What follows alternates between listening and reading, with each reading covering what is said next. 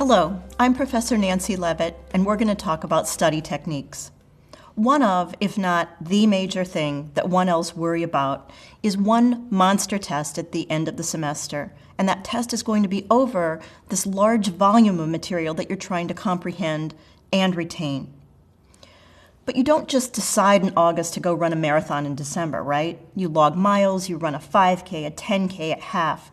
That's what we're going to talk about, how to assemble all that you're learning and how to prepare for a single test at the end so that you'll be ready and feel ready to go the distance. As Professor McClurg says, 90% of preparing for and studying for law school exams occurs during the semester. Let's talk first about note-taking in class. Note-taking may differ for different classes and different professors. Some professors don't allow laptops in class. Even if they do, students might assume a computer is always better because more is better. But for many students, handwriting is superior. First, laptops distract you. It's really hard, nearly impossible, to refrain from checking email during what might seem like a momentary lull.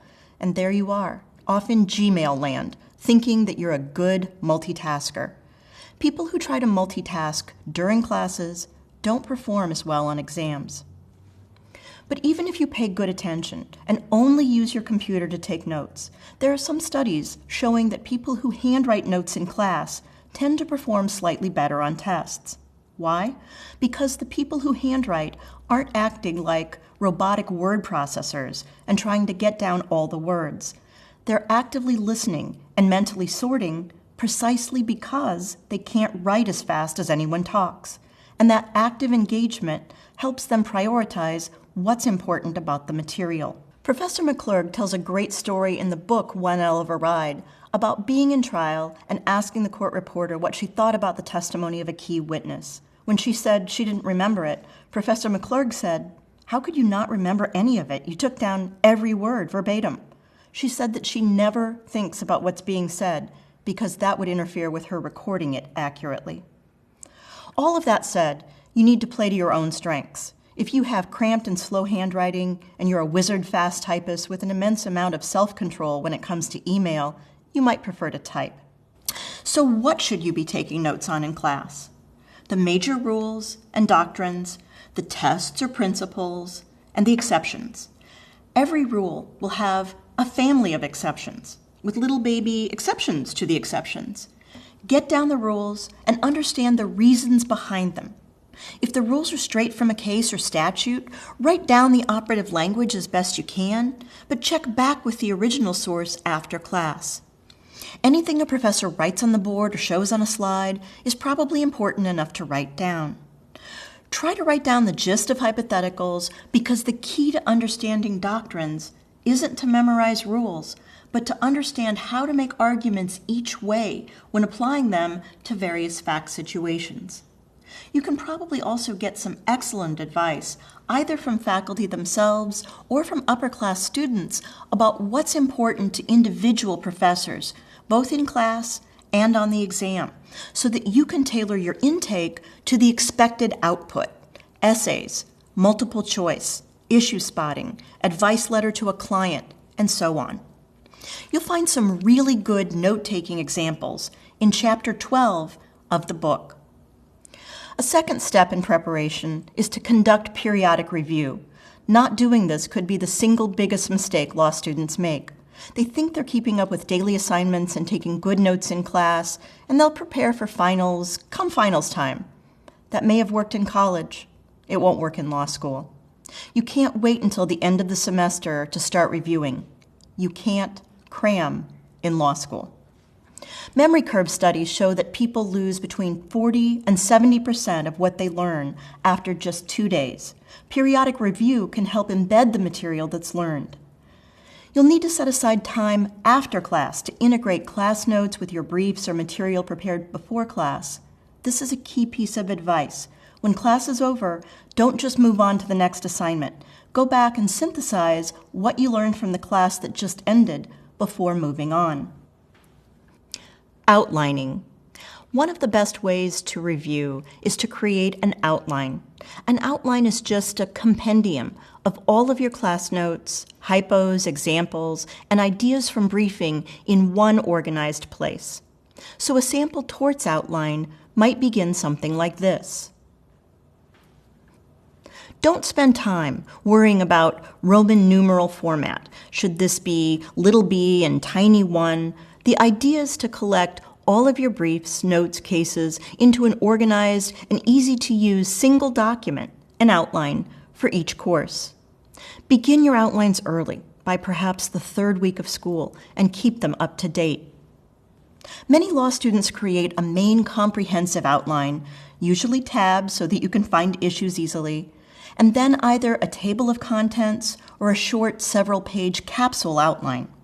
You want to know the contents of your outline, because even if you're able to take the outline into the exam with you, you won't have time to read it during the exam. It's the process of constructing the outlines that teaches you the material. When you create the outline, you're organizing, synthesizing, and making sure that you understand the material. That's why you need to make your own outlines and not respond when an upper-level student says, "Psst, kid, want to buy an outline?" Study aids. And about those study aids, some professors will tell you that study aids rot your mind, but they told us that about sex too, so we're immediately suspicious. If there's any consensus, it's probably this. Don't rely on study aids to do your briefing or outlining for you. They don't make those sorts of study aids for practicing lawyers, so you need to learn how to do your own case analysis. Study aids come in many different forms. Hornbooks or treatises can be helpful to explain difficult or obscure points. Some study aids contain multiple choice or practice essay exams, which can be helpful for exam preparation. Commercial outlines or outlines from students who've taken a class previously are probably best used after you prepare your own outlines, just to check your work. Quite often, there's a particular study aid for a course that sets the gold standard. Ask around to find out what it is. Switching gears a bit, from the how of studying to the who or with whom, let's talk about study groups. It might be a good idea to consider forming or joining a study group. Study groups work well for some people, but not for others. People have different personalities and learning styles. A study group is just a group of people who get together to go over cases, test collective knowledge of rules and their application, or work through hypotheticals. The benefits of study groups are that different people bring various points of view to the discussion, and different people can pick up on subtle points of the material. Study groups are often a useful support system, too. How big is a study group? It could be one other person or up to 4 others. After that, it's not a study group, it's a party, and schedule coordination can become difficult. Study groups usually evolve naturally. You're talking in the lounge with a few people, and your conversations turn to reviewing cases or going through problems together. Listen to people talk in class to see if you like the way they think. Talk to people outside of class to see if you like the way they listen and respond. The smartest person may not be friendly or a good sharer or likable. You may not be a person who thrives in study groups. If you were an independent learner throughout high school and college and that works for you, stick with that. Or try something in between. Do most of your studying and practice exam taking and all of your outlining alone, and then just get together to review exams or practice problems. Some study group suggestions and caveats. Try some less formal meetings at first to see if you're like-minded people who have shared working styles. Set goals for each study session. Make sure your group members agree to come prepared, and don't let the study group time substitute for individual learning, because you won't be taking tests as a group. And about those tests. The best way to prepare for law school exams is to take practice law school exams. You don't read a book about the theory of running and then go run a 5K. Students spend way too much time memorizing rules and way too little time taking practice tests. Should you lock yourself in a room for 3 hours and actually take an exam? Yes, multiple times. You'll perform best on an exam to the extent that you've put yourself through the drill of actually taking exams. And your comfort level on test day will be increased if you've taken tests before. Where can you find these exams? Many professors make some of their old exams and either an answer key or sample answer available. Law school libraries sometimes have paper or electronic repositories of old exams.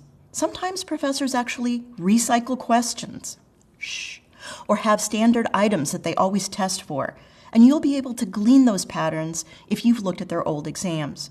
If you can't find professor-specific exams, which really are the best clues as to how Professor Kingsfield will test, some study aids provide sample exams. Check out the self-assessment questions to see what you've learned from this video.